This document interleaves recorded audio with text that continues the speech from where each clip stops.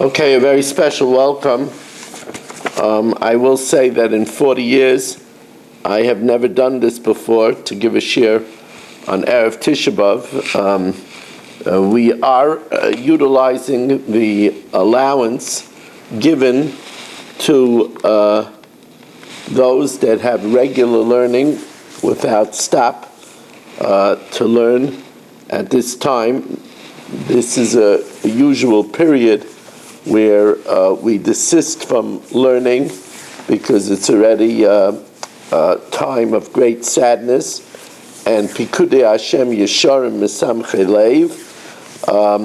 It's people that are B'nai Aliyah, people that are of a higher level that learn regularly and have chovos, have their responsibilities that they do every day, that can exercise this heter.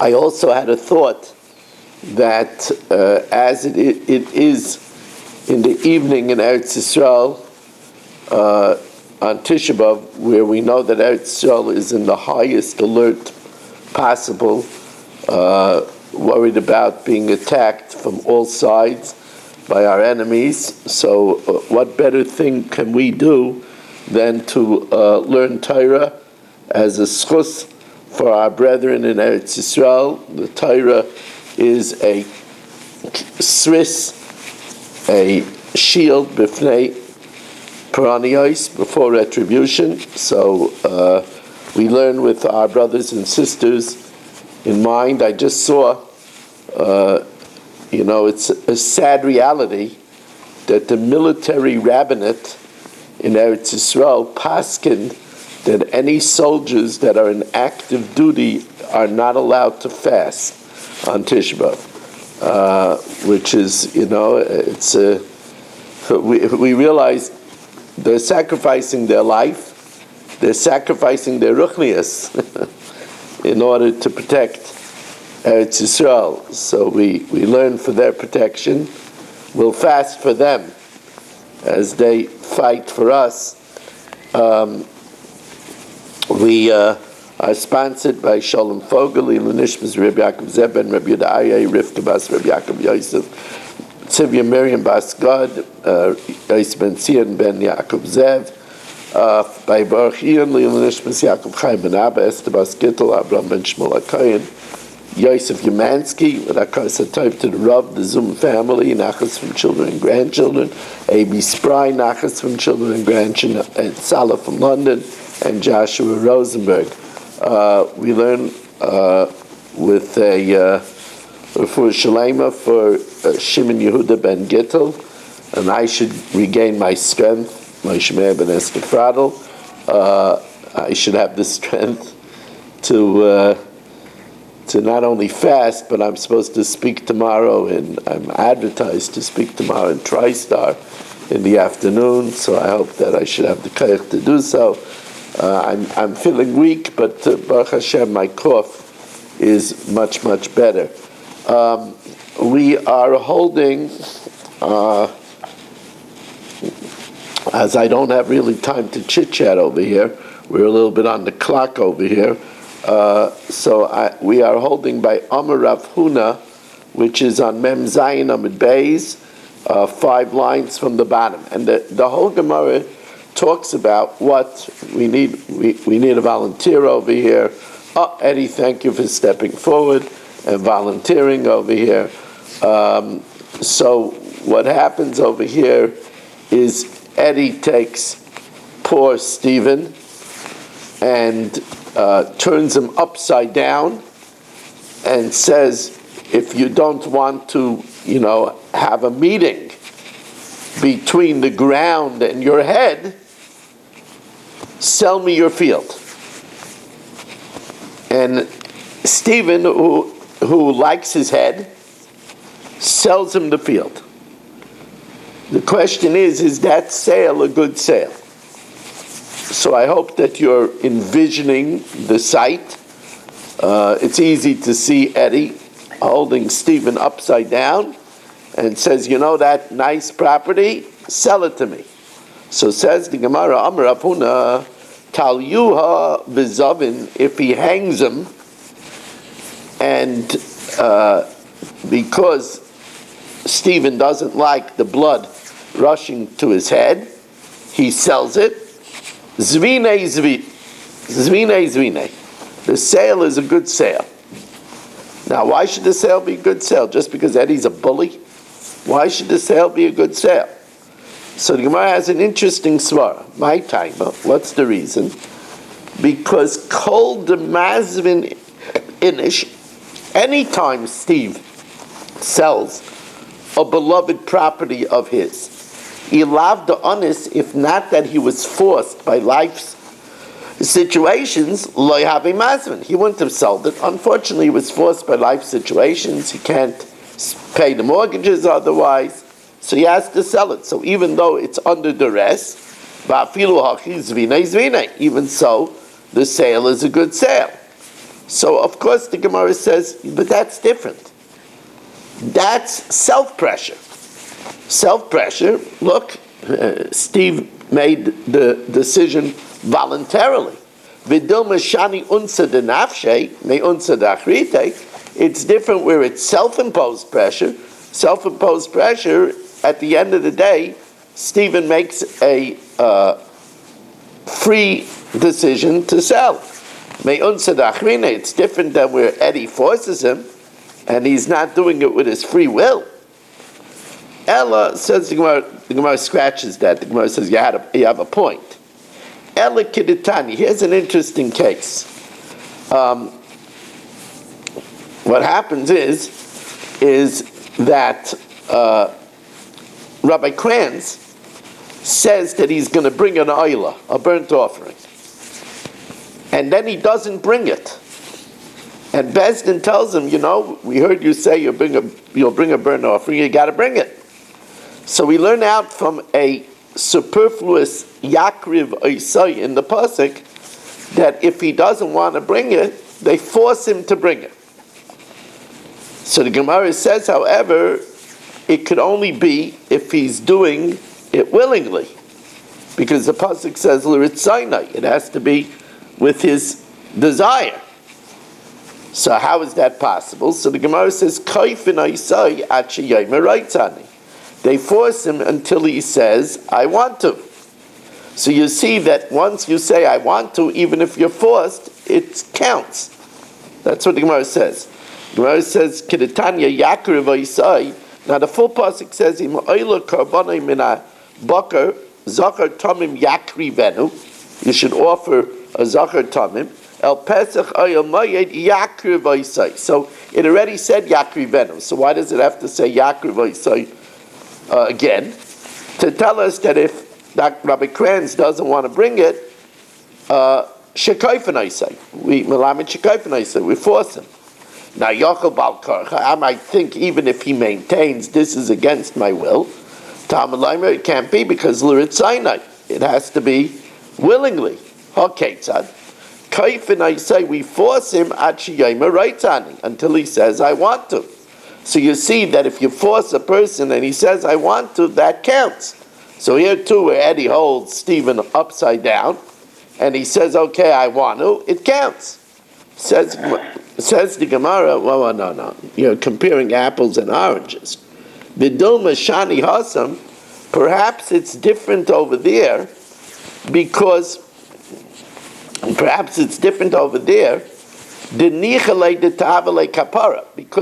at the end of the day, Rabbi Kranz wants the kapara. He was bringing an oila in order, oila is mechapra mitzvah saseh. Let's say he missed kriyash ma bizmanai. So there, at the end of the day, he wants it because he's going to get the kapara. So when we force him and he says right tzani, we say that it's sincere. So here, Steve is not sincere to sell it to Eddie, who's holding him upside down. The Ella Miseifa, rather from the Seifa.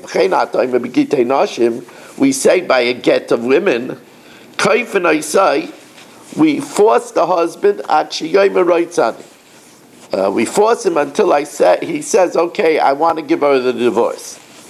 So the Gemara says again, The Dilma Shani Hasan, maybe over there it's different, the mitzvah lishmaya divrei chacham, because it's a mitzvah to listen to the chacham. So the chachamim are forcing him, so therefore when he finally consents, even though it's under duress, he really wants to do it. Ella says the Gemara Svarahu. Look, Eddie is giving Steve the proper amount of money for the field. So Steve is not losing anything. Right? The field is worth $100,000, and Eddie has a certified check for $100,000. Since Steve is feeling the blood rush to his head, and he doesn't like the feeling at all, he's really, and he's getting a check of $100,000. When he finally says yes, he means it. And that's what the Gemara says. Ela svaru, agav unse, because he is being forced and he's not enjoying the feeling, and he's getting full value, so then he sincerely means okay. Gomer umakna. So the Gemara says, is that true? Moisiv Reb Yehuda, get hamausa b'Yisrael kasha. A get that's forced in a court of Jews is kasha, because we say that if the court decided it, even though they're forcing him, when he says right tzadi, he agrees because it's a mitzvah to listen to the chacham. Uba'akim pasal. If it's a goyish court, it's pasal. Uba'akim, but even a goyish court, if they're chayfed in Isai, they hit him. V'aimrim loy asay ma'yis sheYisrael aymalach. Do what the rabbis tell you. That's good. The question is, however, according to our logic, if it's in a goyish court and they force him, and he says okay, why don't we say, listen, he doesn't want to be beaten, and anyway he has nothing to lose because his wife hates him, she's willing to have him beaten. Why don't we say that he sincerely means it, using the same logic? To relieve himself from the torture, and knowing that it's anyway she hates him, Gomer Megarish. Why don't we say that he sincerely agrees to get divorced? So the Gemara says, well, really that is the halacha. Biblically, afilu ba'akim kasha. Even if the goyim force him, it's kasha. Umatam omru ba'akim pasul. Why do we say if it's in a goyish court, it's pasul? That's kidei shaloi take kol achas va'achas v'lechas. That's in order that we don't have every woman go the toila atzma b'yad akim to a goyish court. Umafkas atzma b'yad baila. We want to stop that from becoming a pattern that any woman that wants to get away from her husband is going to go to the goyish court. So the Gemara now asks from a subject that we've had before, and that is Ivan seized a piece of land from Aaron. Ivan took a piece of land. Ivan was a Sekrikin. He was a bully, goyish a bully. And he took a piece of land away from Aaron without paying him. Now Eddie, when the Sekrikin get land, they know that a good person to unload it to is to Eddie. Eddie has that reputation. He's hiding right now, but Eddie has that reputation that if there's a piece of land to unload, Eddie's your man. So Eddie pays Ivan, lokach Sekrikin, v'chazav v'lokach mebalabayis, and then he goes because he doesn't want Aaron to have tinus. He goes and he gives something to Aaron. Mikray batal. His arrangement that he made with Aaron doesn't count. So the Gemara says, "Mamai." Now we know Aaron was afraid of Ivan. But Vamai, why don't we say Hasam Nami Neima Agav Unse, under duress Gomer Amakne? So the Gemara says, no, that's not the same reason. Perfect. The Gemara says that's not the same reason. In our case, when Stephen was held upside down by Eddie, Eddie paid him money. Here, Eddie didn't give any money to Aaron.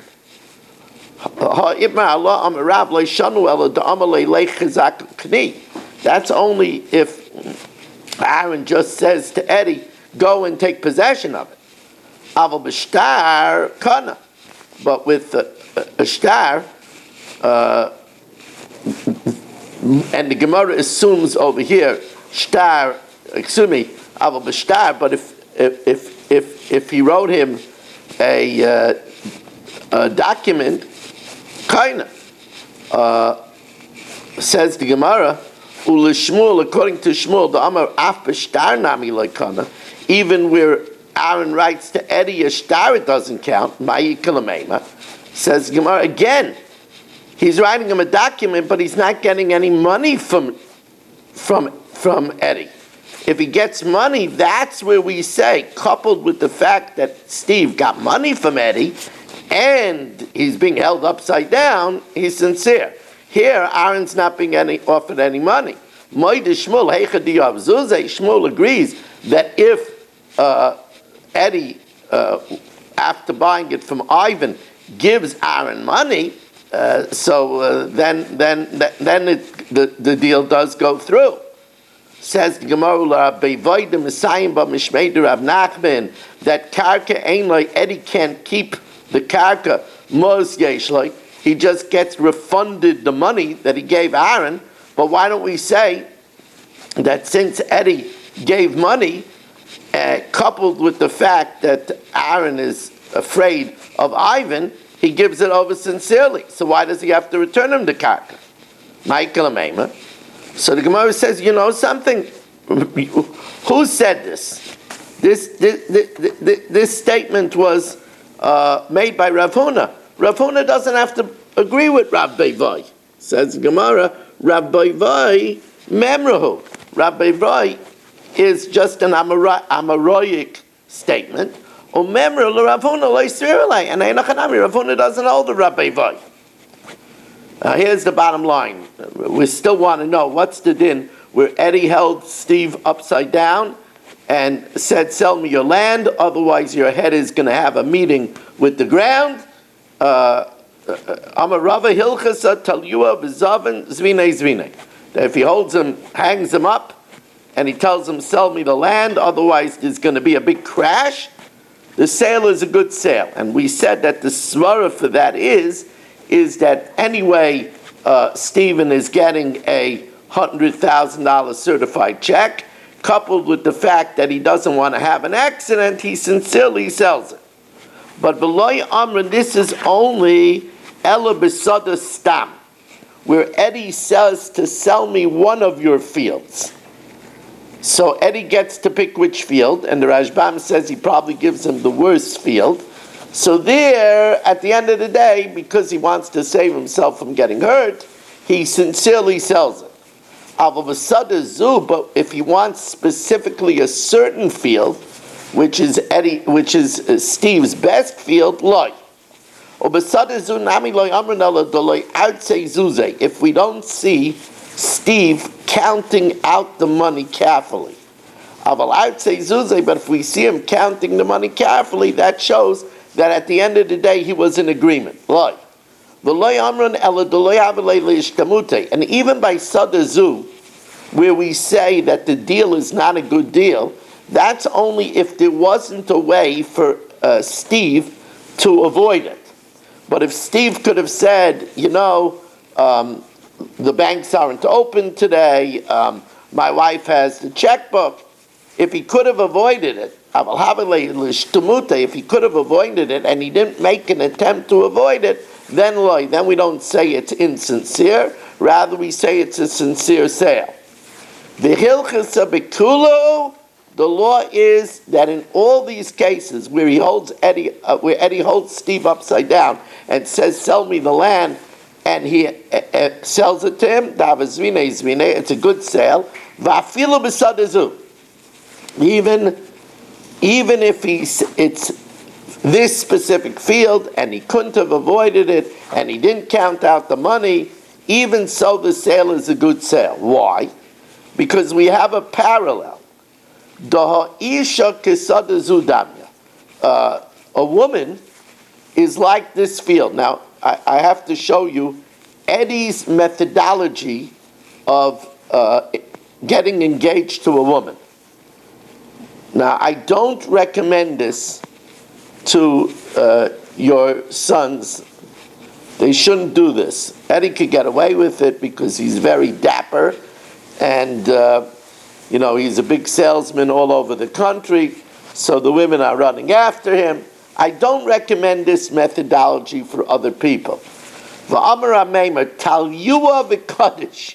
He holds her upside down and says, get engaged to me, or I'm not going to break the glass. You know what I mean? I'm going to break something else. So the din is, Eddie, it's supposed to be stepping on the glass, not on your wife. Talyua v'Kadish. He holds her upside down and says that if you don't get engaged to me, it's very romantic, Rabbi say. If you don't get engaged to me, you'll never be able to wear a sheitel, because your head will have a big, big bump. Kiddush of Kiddushin. It's a good Kiddushin. So we say, here again, what's the idea? We say that since a synthesis of the fact that Shitaka didn't want to have an accident, and the fact that Eddie will support her as a married woman, she agrees and sincerely says, okay. Bar Vashi says, I'm sorry, but that's not the halacha. To the relief of womankind all over the world, Bar Vashi says, I'm sorry, that's not a good Kiddushin. Bar Vashi, I'm a be'isha vade Kiddushin lo yavi Kiddushin. It's definitely not a Kiddushin. Why? Because who asa shaloi kahaykin? He did improperly, to say the least. I have to tell you, I'm a Rav for a long time, and I never saw the chassan hold the kala upside down under the chuppah. Never. I never did. I could see from Ruvain's face that he never did either, and he's been around a while. Then again, Ruvain, how many people like Eddie did you know? So, but anyway, why? Who asa shaloi kahagin? He did improperly. He behaved incorrectly. Remember, when he says Kedushin, he says, Ari Abba Kadeshes Li, Kedas Moshe v'Yisrael. So, it's up to the laws of Moshe v'Yisrael. So, they say he did incorrectly. Lefikach asi Moshe lo kahagin. We do with him what is not normal. And even though he gives her a ring, the Rabbanan utilized their power of Hefker Bezdin Hefker. Thereby they renounced his ownership of the ring, and therefore it wasn't his when he gave it to her, and therefore she's not Mekudeshes to him. Thank God, she's safe from his clutches. So the Gemara says, well, they could do that if Eddie was Mekadosh or Bekesef. Amalei Ravina Ravashi Tainach the Kaddish Bekaspa. That's good if he was Mekadosh or with Kesef. Kaddish Bebiya my Ikelamema. What happens if he's Mekadosh or with Bia? They can't be Mafkia to Bia, right? We know that an Isha is Mekadosh is Bekesef Bishtaru Bebiya. What happens if Eddie was Mekadosh or with Bia? After holding her upside down, he was Mekadosh or with Bia. They can't be mafkia the bia. Says, well, they could do something with the bia too. Amalei shavya rabbanon lebilasay bilas nus. The rabbis could make his bia a bia of lust and not a bia of kedushin, and therefore take her out of his clutches. Thank God for the rabbis. Now, here we have. I made a bracha already, Rabbi Yisai.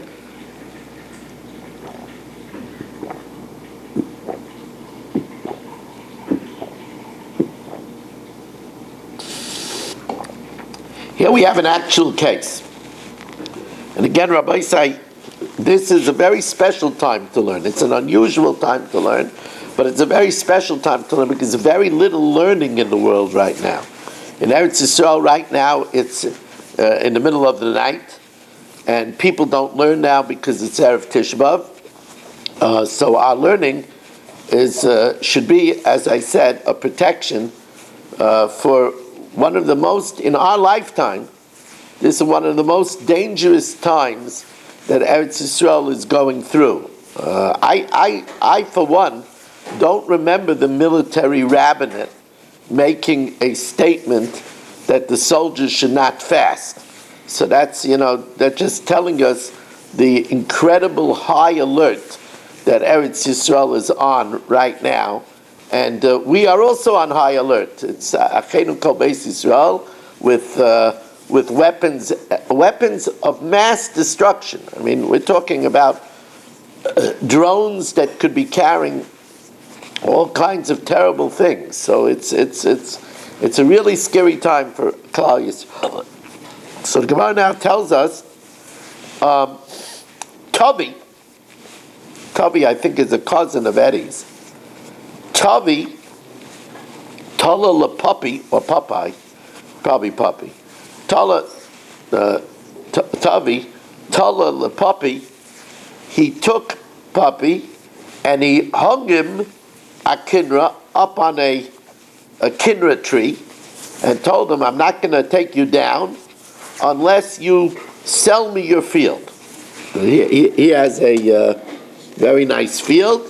He says, I'm not going to take you down, Puppy, unless you sell me your field. So, Vizavin. So, what's Puppy going to do?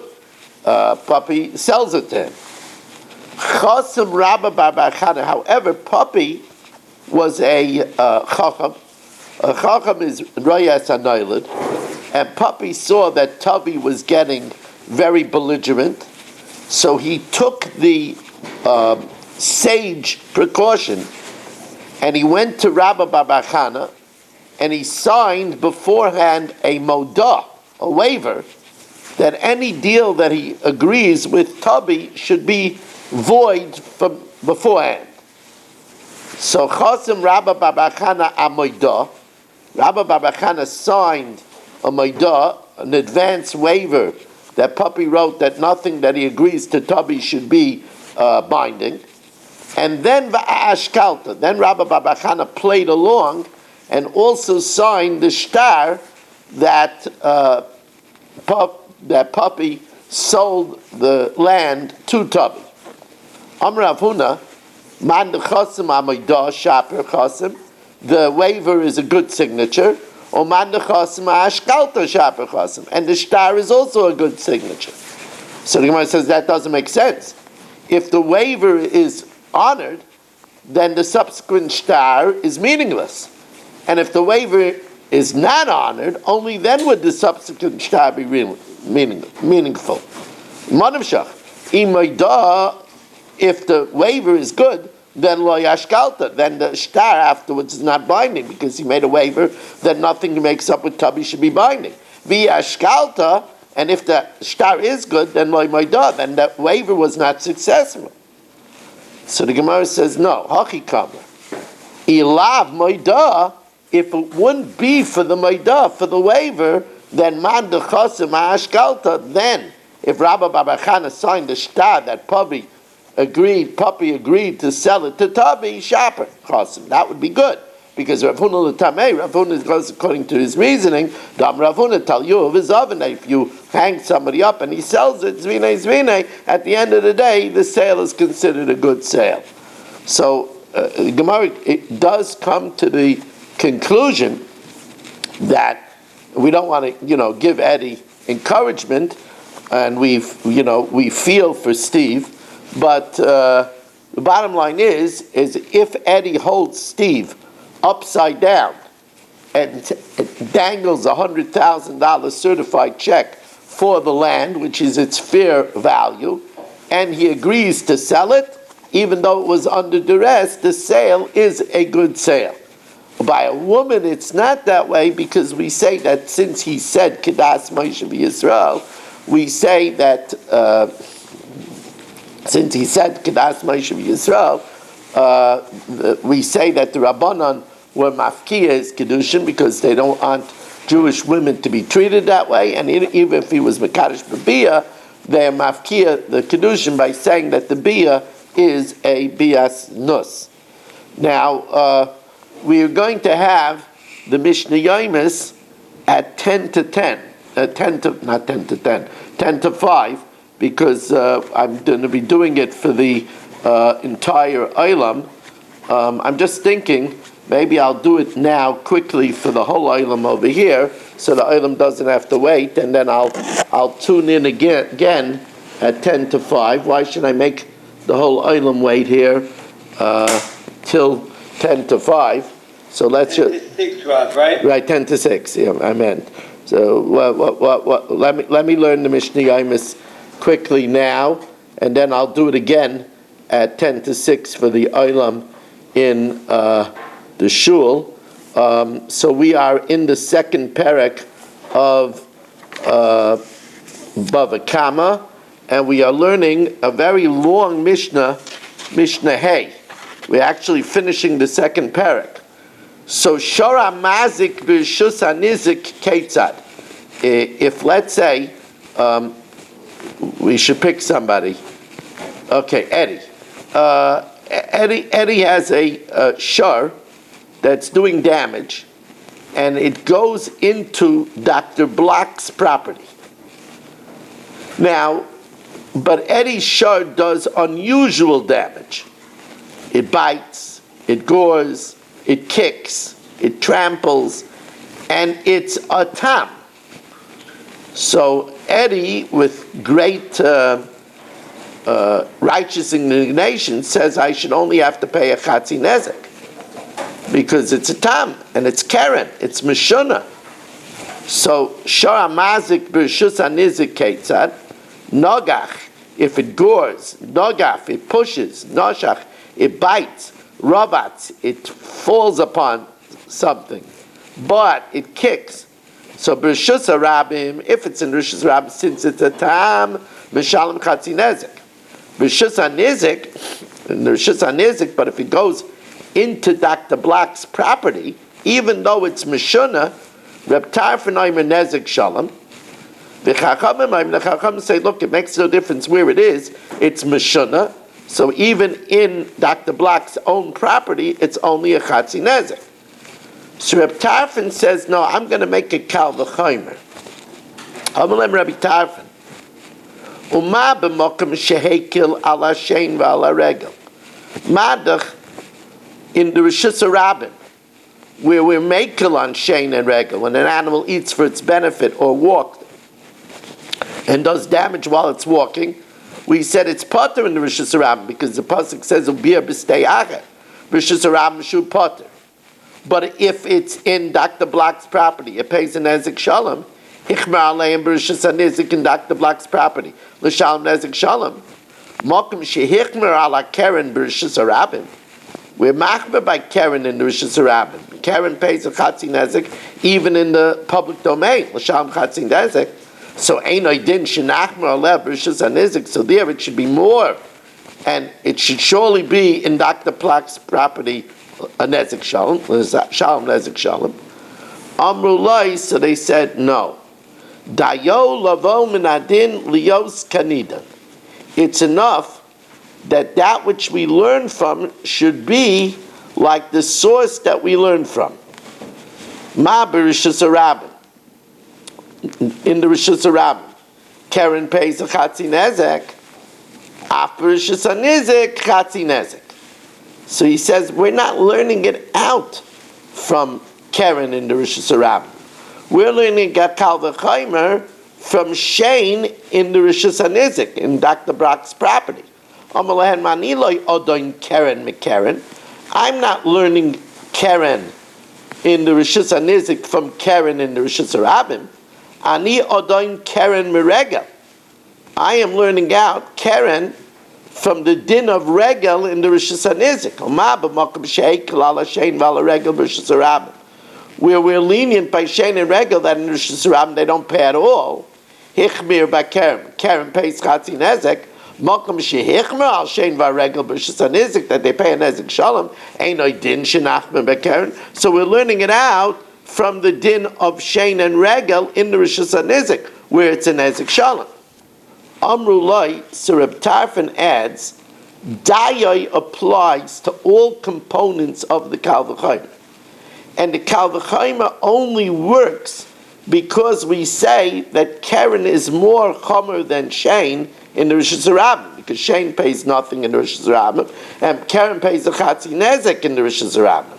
So therefore, Daya Lovim in a din liyos kanidan, Ma b'Rishus HaRabim Chatzi Nezek, just like in the Rishus HaRabim, Karen only pays a Chatzi Nezek.